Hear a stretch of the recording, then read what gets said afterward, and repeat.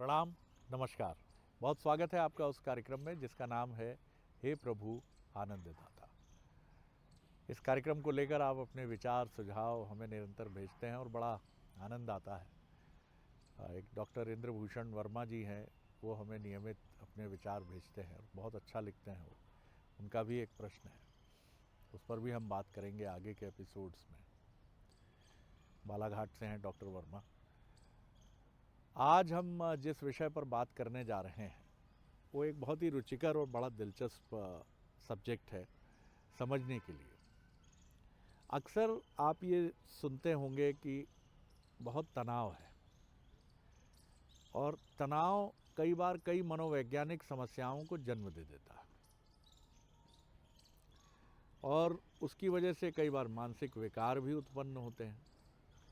और जब हम एक डॉक्टर के पास जाते हैं तो अगर काउंसलिंग के लिए जाते हैं तो साइकोलॉजिस्ट कहलाता है वो, और अगर वो थेरेपिस्ट भी है यानी चिकित्सा भी करता है, उपचार भी करता है, मेडिसिनल ट्रीटमेंट देता है, तो उसे हम साइकेट्रिस्ट बोलते हैं। और ये बड़ी दिलचस्प चीज़ें हैं। माया जैसे माया में कई चीज़ें जो होती नहीं हैं लेकिन हमें नज़र आती हैं। मानसिक विकारों में भी कई चीज़ें जो हैं नहीं, वो हमें किसी विकार की तरह ग्रस्त करके परेशान करती हैं। अदृश्य छवियाँ, अदृश्य स्वर जो है नहीं लेकिन हमें लग रहा है कि वो हमारे आसपास डोल रहे हैं। अदृश्य डर, भय, चिंता, एंग्जाइटी का अटैक, बूट्स आने लगते हैं एंग्जाइटी के। एकदम ऐसा लगता है कि दुनिया बस अब ये जो धरती और आसमान जो हैं गिरने वाले हैं। आखिर अध्यात्म में इसको क्या कहा गया है? क्योंकि ऐसा तो नहीं है कि आज से 100 साल पहले या 200 साल पहले या मनोचिकित्सा के आविष्कार के पहले मनोविकार या मनोविज्ञान जैसे शब्द नहीं थे। आखिर जब कुरुक्षेत्र में अर्जुन एक व्याधि से ग्रस्त हुए, आज की भाषा में तो उसको मानसिक विकार ही कहेंगे। कि आप अचानक लड़ने आए हो, बहुत अच्छे योद्धा हो, और जिस दिन आपकी परीक्षा है उस दिन आपका कांपने लगता है गांडीव और धनुष। उस दिन आप थरथराने लगते हैं, मैं नहीं लड़ पाऊंगा साहब, मैं नहीं कर पाऊंगा। ये क्या था? और कृष्ण उनके मनोचिकित्सक थे जो उनका मनोवैज्ञानिक उपचार करते हैं। तो आखिर ये मनोविज्ञान क्या कहता है? राम भी कहा जाता है कि जब अगस्त्य ऋषि ने उनको आदित्य हृदय स्तोत्र का पारायण करवाया तो क्लांत हो गए थे। यही शब्द है उसमें, ततो युद्ध परिश्रांतम समरे वा चिंतयम। तो ये बताता है कि ना राम इससे बचे हैं ना इससे कोई और बचा है। और बहुत गहरा क्षोभ, बहुत गहरी पीड़ा मनोवैज्ञानिक समस्याओं को उत्पन्न करती है।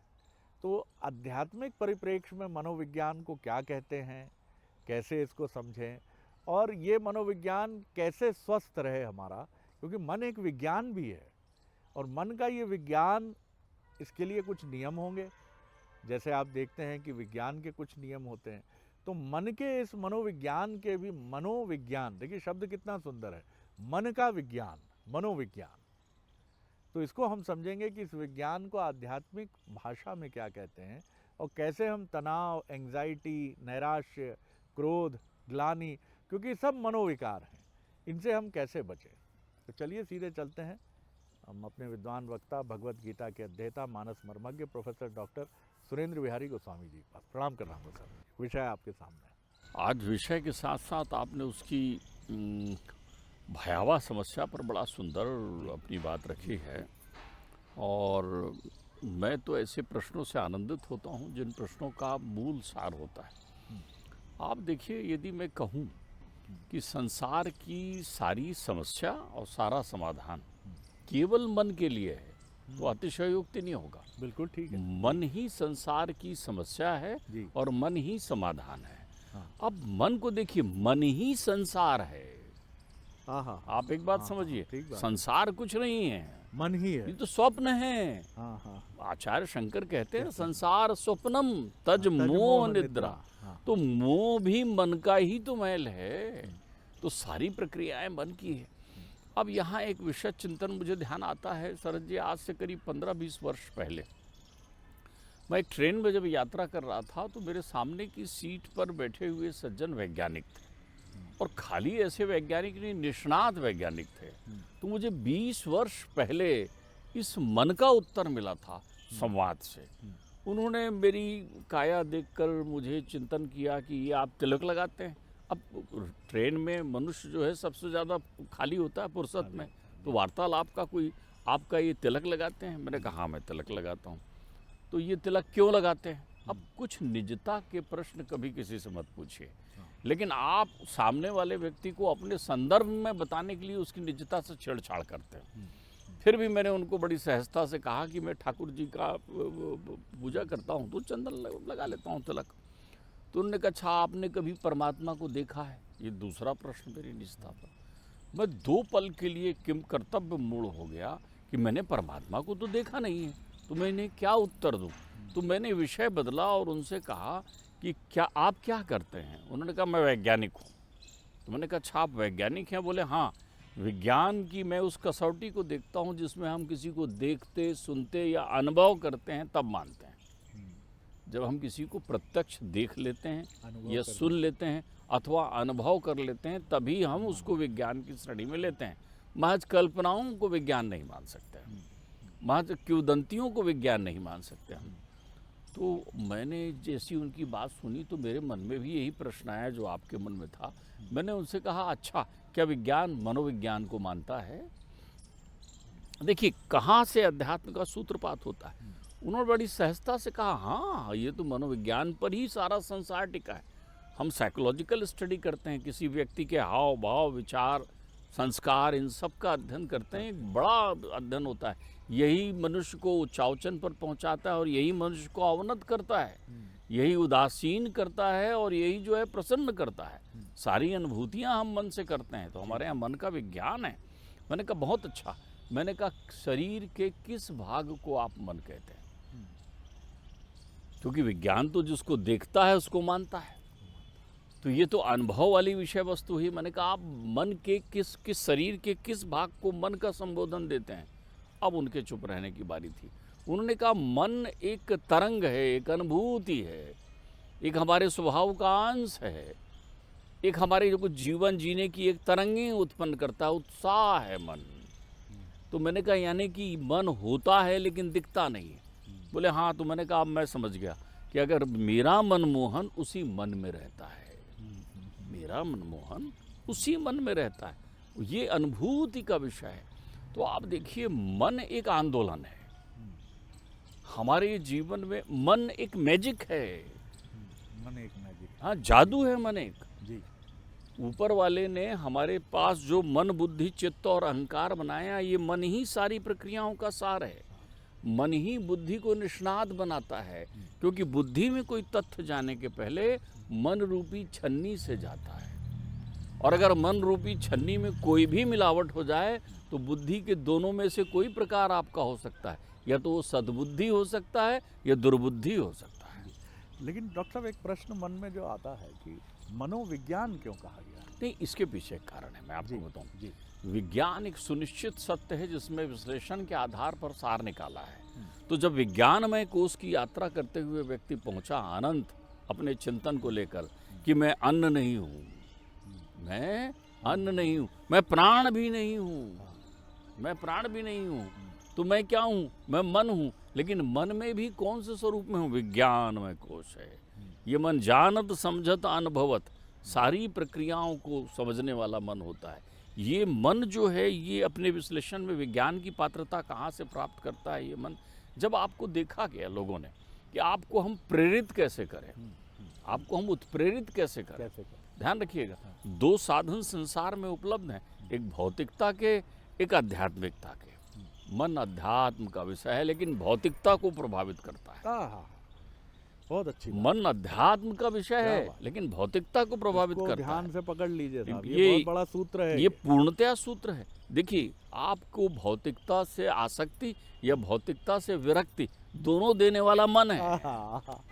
दोनों देने वाला मन है। तो इसीलिए मन को विज्ञान ने उस कसौटी पर खरा उतारा, क्योंकि ये जितने भी संसार की भौतिकता है जिसको आप अलग अलग नामों में उपयोग करते हैं, वास्तु, विषय, चिंतन, सुख दुख, हंसी खुशी, प्रसन्नता इत्यादि इत्यादि नामों को, सारी अनुभूति का केंद्र केवल मन है। यही मन सद्बुद्धि का निर्माण करता है और यही मन जो है दुर्बुद्धि का निर्माण मन के इस करता है। विज्ञान को आप कैसे समझाएंगे हमें कि हम लोग उसके गुलाम क्यों हो जाते हैं? देखिए, एक बहुत सुंदर सी बात है। जी।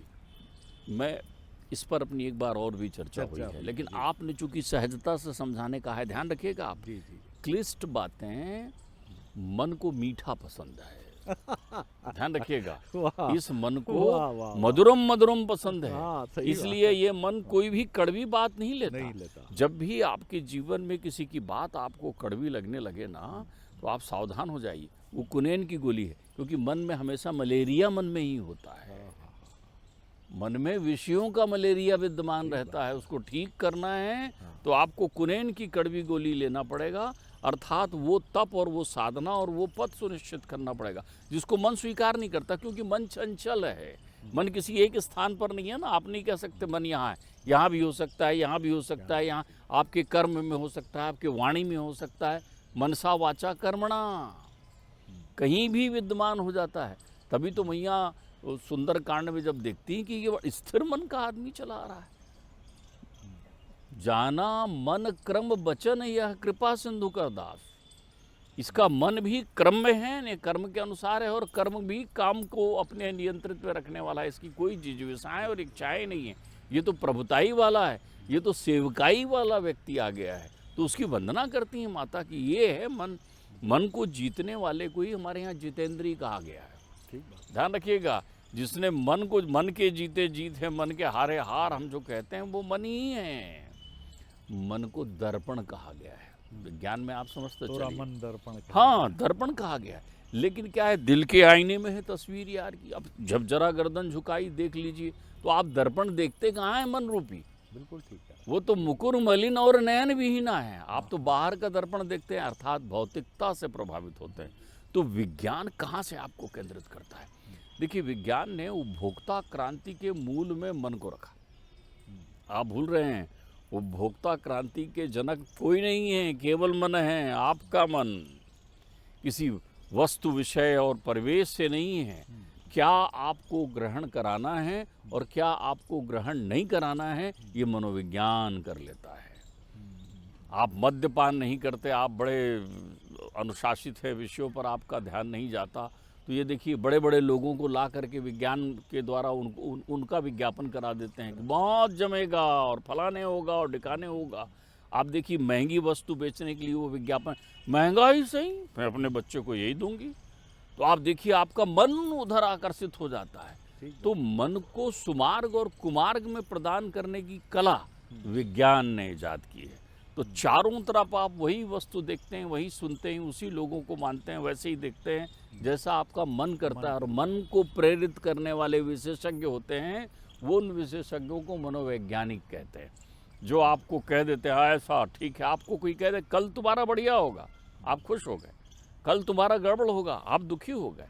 तो ये मन जो है अपने इस विश्लेषण की परिधि में नाना प्रकार के, तो मैं समझाने ये कह रहा था कि आप यदि विज्ञान में सबसे अच्छा आप मानते हैं अपने हाथ पे रखा हुआ, वो क्या कहते हैं उसको, मोबाइल। तो मोबाइल में मन देख लीजिए। मोबाइल का मन क्या है? उसके अंदर का सॉफ्टवेयर। और मोबाइल का तन क्या है? उसका हार्डवेयर। तो हमारा मन ही है। देखिए, मन की गति इतने वेग की है कि मनोवेग को कोई समझ नहीं सकता। सेकंड के लाखवें हिस्से से ये मन आपके पास से निकलकर आपकी चिंता को देखकर वापस आ जाता है। आप बैठे हुए हैं यहाँ, मुझसे बात कर रहे हैं, मुझे देख रहे हैं, लेकिन अचानक यदि आपको अपने घर परिवार, बाल बच्चे या ऑफिस या ठिकानों की बात याद आ गई, तो आप देख मुझे रहे हैं, बोल भी मुझे रहे हैं, यानी आपका हार्डवेयर जस के तस है। कब मन वहाँ जाके सुनिश्चित करके आ जाएगा कि हाँ, वहाँ मैंने चाबी रख दी है, वहाँ मैंने फलाने कर दिया है, वो कर दिया, ठीक है, उसी हिस्से में वापस भी आ गया। कितना पल लगा, सेकंड के करोड़ों हिस्से में वो मन बाहर निकल कर आ गया। तो मन हमारा वो सॉफ्टवेयर है जो हार्डवेयर से बाहर निकलता है, क्योंकि आधार विहीन होता है। ध्यान रखिए, मन के लिए ही माया है, क्योंकि मन की सबसे सुंदरतम उपज माया है। और माया मन के चक्कर लगाती। क्यों? क्योंकि मन में मायापति रहते हैं। मन में अध्यात्म भी आ जाइए, मायापति का स्थान मन में। मन जो है अपने अंतर चित्त से मंथन करके जो उत्पन्न करती है, उसे आप लगन कहते हैं। ध्यान रखिएगा, ये लगन शब्द ऐसे ही नहीं बना है। आपने देखा होगा बहुत सारे लोग शादी ब्याह को कहते हैं लगन कब है, लगन कब है, कब है लगन? जो बांध दे आपको वो लगन है। वो लगन है। ये मन ही बांधने के लिए फांस फेंकता है। तो जिस क्षेत्र में लग जाए आपका मन, वहाँ पकड़ लेता है। अब ये तय करना हमारी बुद्धि का काम है कि वो क्षेत्र सत्संग का क्षेत्र है या वो क्षेत्र कुसंग का क्षेत्र है। आपको जब तक एक बच्चे को उसके घर में उसके हिसाब से कार नहीं आ गई, उसकी लगन पढ़ाई में लगी ही नहीं, वो तो दिन भर जिद करता है अपने पिताजी से, ओ फलाने कार लो, फलाने कार आ नहीं गई कि उसके लगन की प्रतिपूर्ति हो जाती। हमारी तृप्ति, मन ही तृष्णा है, मन ही क्रोध है, मन ही लोभ है, मन ही विकार है। इसीलिए तो हमारे यहाँ कहते हैं एतस्मात् परम किंचित मना शुद्धेन विद्यते और जन्मांतर भवेत पुण्यम तदा में भागवतम लभेत। यदि तुम वास्तव में अपने जीवन में सब कुछ प्राप्त करना चाहते हो तो किंचित मात्र के समय के लिए मन को स्थिर करके बताओ, क्योंकि जैसे ही तुम्हारा मन स्थिर हुआ, मन के स्थिर होने से उसको बुद्धि की वो गहराई प्राप्त हो जाएगी और फिर उसके सारे चिंतन मनन में आनंद ही आनंद उत्पन्न होगा। वाह डॉक्टर साहब, वाह वाह, आज तो आप बिल्कुल गहरे सागर में हमको ले गए। और सबसे महत्वपूर्ण बात यही है कि विज्ञान है मन का भी। जैसे इलेक्ट्रिसिटी का विज्ञान है कि शॉर्ट सर्किट हो जाएगा, अगर दो वायर आपस में टकरा गए फ्यूज़ उड़ जाएगा, एक्स्ट्रा लोड आया तो फ्यूज़ उड़ जाएगा। देखिए ये सब कुछ विज्ञान पूरी एक प्रक्रिया है। वैसे ही मनुष्य के जीवन में भी एक प्रक्रिया है।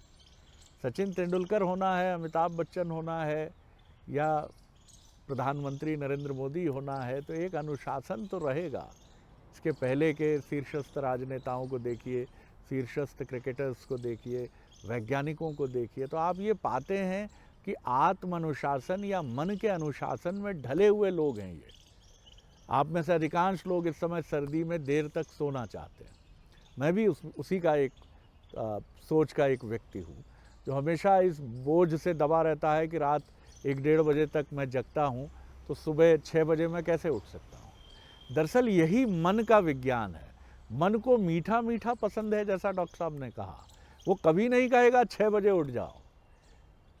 एक शीर्षस्थ जो एथलीट हैं दुनिया के, अमेरिका के, डेविड गॉगिन्स, उन्होंने कहा कि मैं सुबह जब उठता हूं तो मुझे अपने जूते देखकर, जॉगिंग के जो शूज़ हैं उनको देखकर नफ़रत होती है, लेकिन मैं रोज़ उन्हें धारण करता हूं। वो जूते देखकर मेरा मन कहता है फिर एक दिन बाहर बर्फ़ गिर रही है, फिर निकलोगे दौड़ने के लिए। लेकिन इस पर जो जीत प्राप्त करता है, जिसको डॉक्टर साहब ने कहा, किसी क्षण आप अपने जीवन में अपनी बुद्धि को स्थिर कर पाते हैं, आप उस ईश्वर को अनुभव कर लेते हैं, उस आत्मानुशासन के चरम को अनुभव कर लेते हैं जो जीवन को श्रेष्ठ बनाता है, जो आपके मनुष्य होने की सार्थकता को सिद्ध करता है। तो चुनना आपको है कि आप इस मन को मीठा मीठा खिलाकर उसको रोगी बना दें और खुद भी रोगी हो जाएं, क्योंकि मन रोगी तो आप रोगी, हम रोगी। इसलिए मन के विकारों को मुक्त करना है तो मनोविज्ञान यही कहता है कि आप मन के अनुशासन को समझिए और मन को किसी शरारती या किसी जिद्दी बच्चे की तरह उसकी इच्छाओं की पूर्ति मत करिए। बड़ा आनंद आया डॉक्टर साहब। अगले एपिसोड में एक और विषय लेकर उपस्थित होंगे। प्रणाम, नमस्कार।